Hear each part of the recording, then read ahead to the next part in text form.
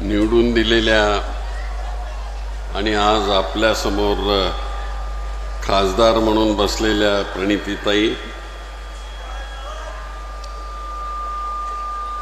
माझी पत्नी उज्ज्वला शिंदे, माझे सहकारी मित्र दिलीपराव मानेजी, जिल्हा काँग्रेस कमिटीचे वर्किंग प्रेसिडेंट नंदकुमार पवारजी, दूसरे वर्किंग प्रेसिडेंट सुरेश हसापुरेजी, चेतन नरोटेजी, माझे दूसरे मित्र बाळासाहेब शेळकेजी, बाबा मिस्त्रीजी, महादेवजी कोगनुरेजी, संजय हेमगडेजी, श्रीयुत अमर पाटीलजी, श्रीमती प्रियाताई बसवंतीजी, आत्ताच आलेल्या आमच्या सुनीताताई रोटेजी, अलकाताई राठोडजी, श्री भरत जाधवजी, दक्षिणचे अध्यक्ष हरीश पाटीलजी, रमेश हसापुरेजी, शालिवान मानेजी, भीमाशंकर जमादारजी, अशोक देवकतेजी, संजय पौरजी, राधाकृष्ण पाटीलजी, संजय गायकवाडजी, अशोक बिराजदारजी, गंगाधर बिराजदारजी, अरुणा बेंजरपेजी, प्रमिलाताई तुपलोंडेजी, गणेश डोंगरेजी, भीमाशंकर टेकाळेजी, अनुराधा काटकरजी,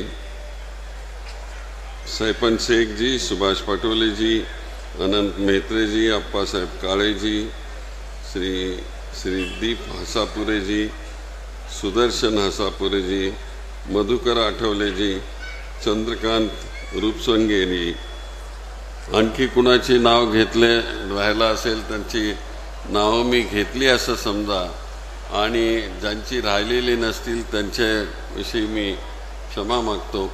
उपस्थित बंधू आणि भगिनींनो,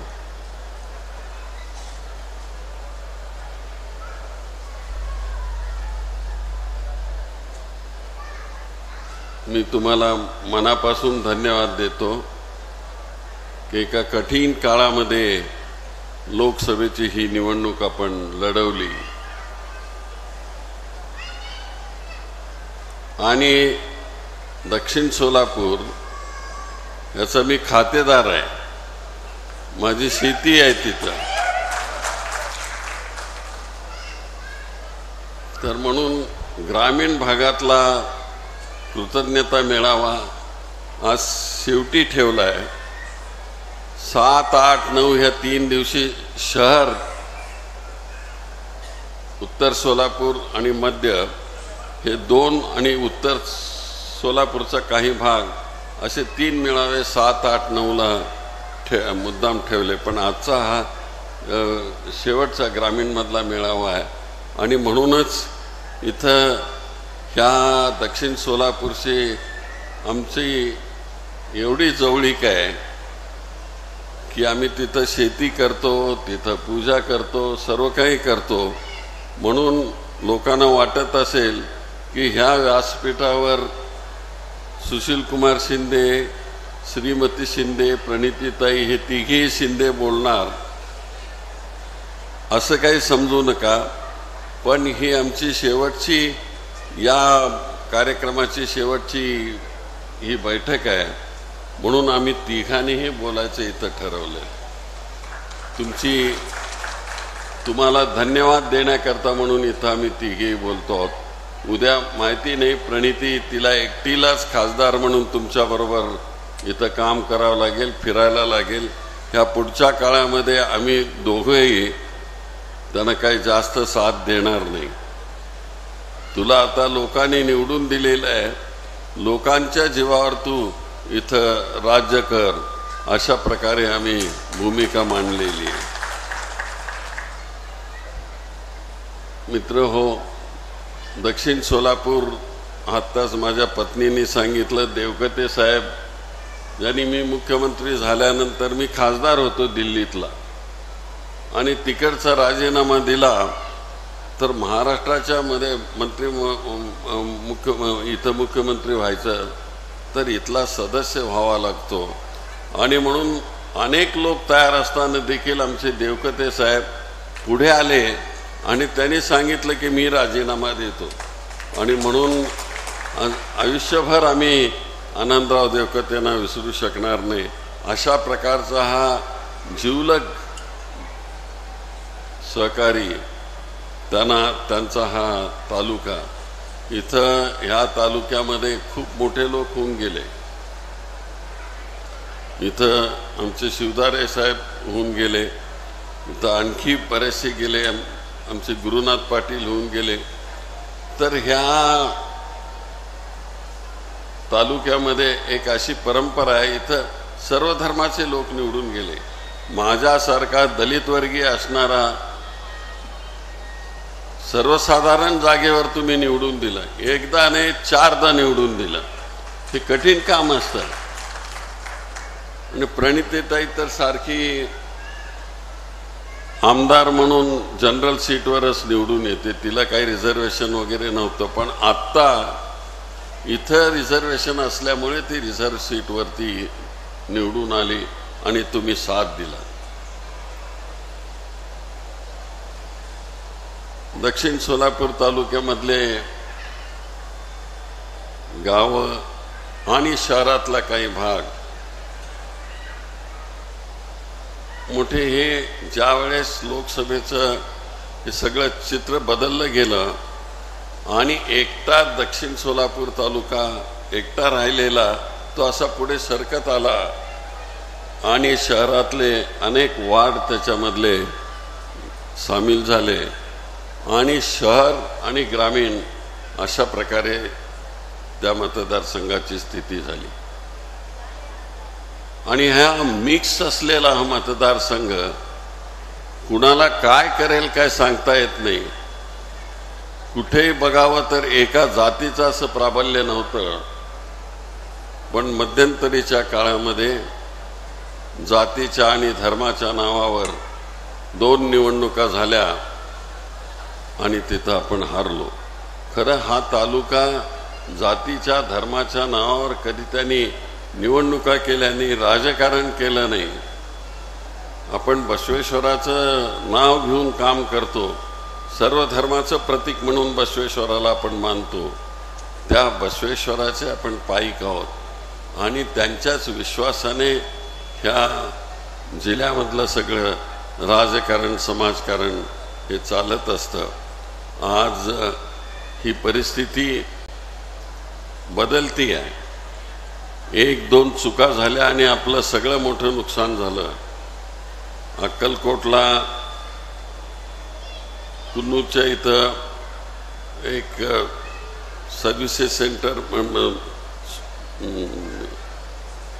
अर्धसैनिक बलाचे तिथं 1200 अर्धसैनिकची एक कंपनी तिथं आपण भूमिपूजन केलं होतं, ते काही केलं नाही। अहो आपल्या टाकळीला दक्षिण सोलापूरमधलं इथं BSPचं आपण बॉर्डर सिक्युरिटी फोर्सचं इथं 1200 लोकांचा इथं फोर्स आणला, ते बांधकाम झालं, सगळ्या क्वार्टर्स वगैरे झाल्या, पण केवळ हे काँग्रेसचा बालेकिल्ला आहे म्हणून त्या ठिकाणी अजूनही एकही सैनिक तिथं पाठवलेला नाही। अशा प्रकारे कूटनीती करणारे हे भारतीय जनता पार्टीचं सरकार, त्याचा किती निषेध केला तरी पुरा आहे आणि करू शकत नाही। एवढ्या प्रकारचे असं कधी आपण केलं नाही। उलट आपण दुसऱ्याच्या वेळेस काही त्यांनी उद्घाटन केली असेल, भूमिपूजन केली असेल, ती पूर्ण करण्याचं काम आपण केलं, पण यांनी सुरू करण्याचं सुद्धा काम केलं नाही। कारण तिथं आता भारतीय जनता पार्टीचेच आपले एक सहकारी आहेत, डॉक्टर आहेत, तर ते सांगायचे शिंदे साहेब तिथं आता हे उद्घाटन झाल्यानंतर आणखी आपलं खूप वाढेल काम, आजच आमचं दूध मोठ्या प्रमाणात तिथं चालतंय आणि सगळं आम्ही जे दूध बाहेर पाठवत होतो ते तिथं संपतं म्हणाले। तर अशा आमच्या ग्रामीण ठिकाणी रोजगार मिळवून देणारी जी एक एक भूमिका मी तिथं मांडली आणि कृती करण्याचा प्रयत्न केला, पण भारतीय जनता पार्टीला हे सुशील कुमार शिंदे इथं करतायत हे त्यांना मान्य नव्हतं. पण ठीक आहे, त्यांचं त्यांच्याबरोबर जनतेने आणि परमेश्वराने न्याय दिला आणि काँग्रेसचा प्रतिनिधी इथं खासदार म्हणून निवडून देणं मोठ्या प्रमाणामध्ये इथं निवडून किती कुत्सितपणानं ते इथं राजकारण करू शकतात, त्याला परमेश्वर कधी साथ देणार नाही अशा प्रकारची इथं भूमी. अहो पाच या ठिकाणी आमदार आहेत भारतीय जनता पार्टीचे,